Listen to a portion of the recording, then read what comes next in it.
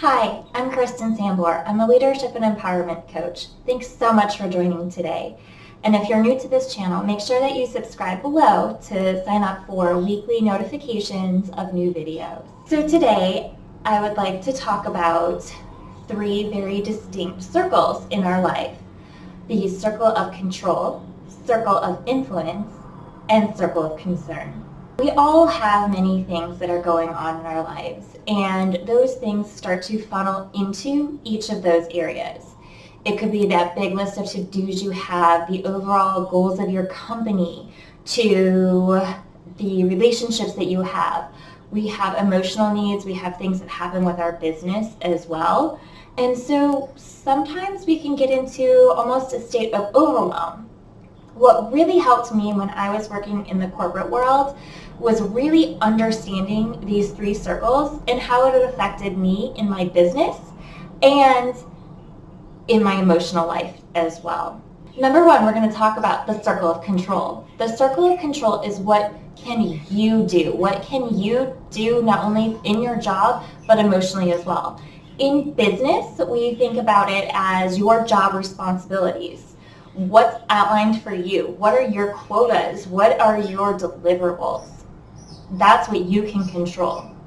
Anything that falls into that in your job responsibilities would be your first priority, your circle of control.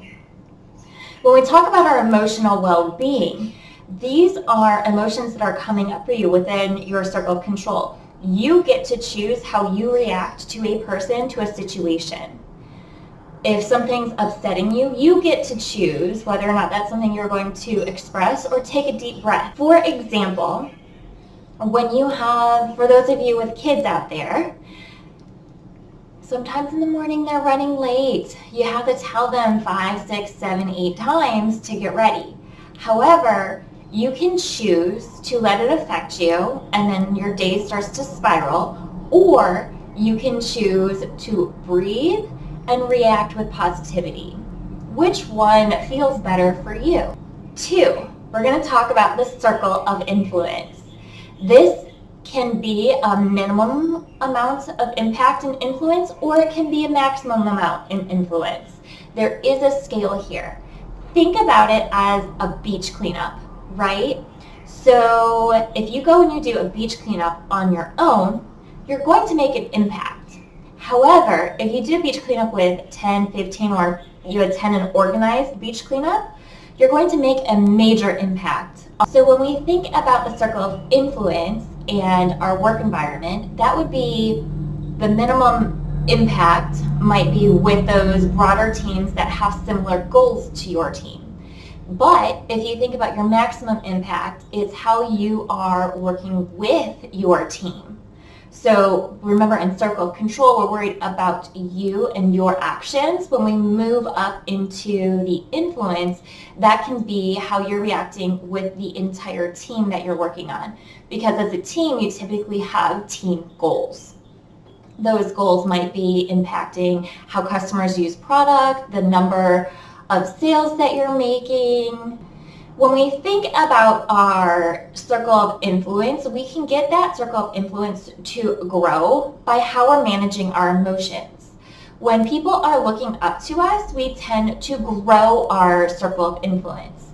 When we really aren't taking care of our emotional well-being, it typically tends to shrink a bit. When we also think about the circle of influence, we're able to really see how what we do and what we control on a daily basis can truly impact others. These are things that might not be completely within your control, however, they do impact your life. These can be things how the team looks up to you, that you tend to be a spokesperson potentially for the team. It can be things that you know that you can influence, but it might not matter. Your circle of influence when it comes to the emotional side can really grow when you're in control of your own emotions and what you care about. For example, the beach cleanup, right?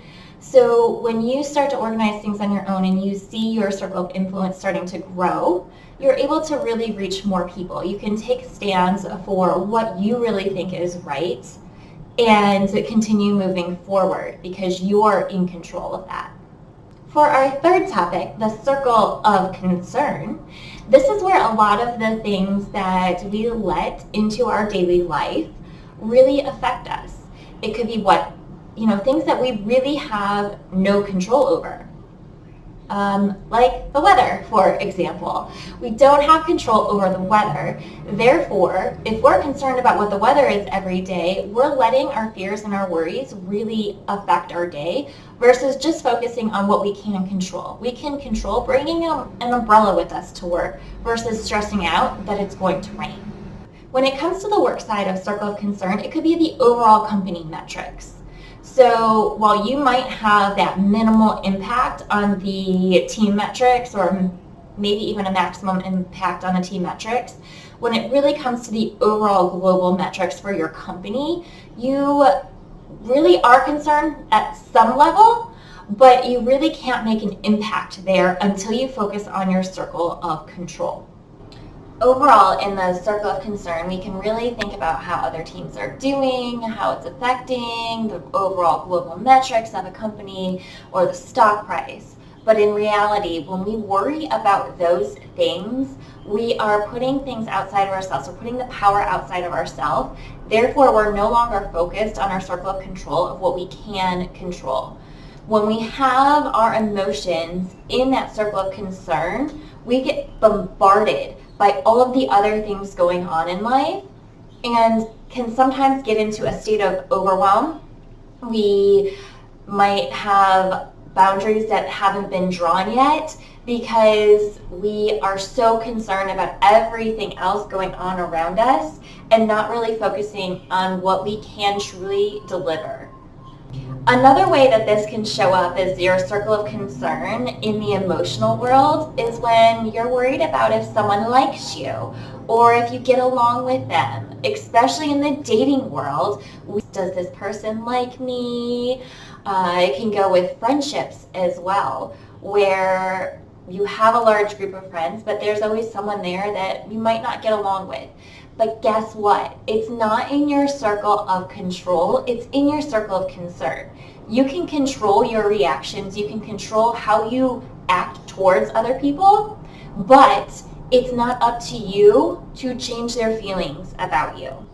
It's not up to you nor in your control if you can change how someone feels about you. You can show up as your best self. You can show up as your most authentic person.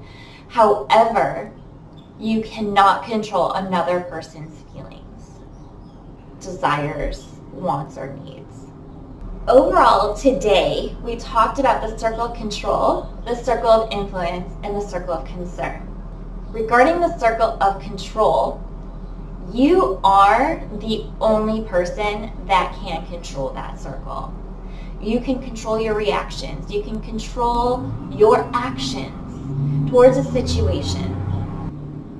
When it comes to the circle of influence, you can increase your circle of influence by really taking control of your emotions and yourself and your responsibilities within your circle of control.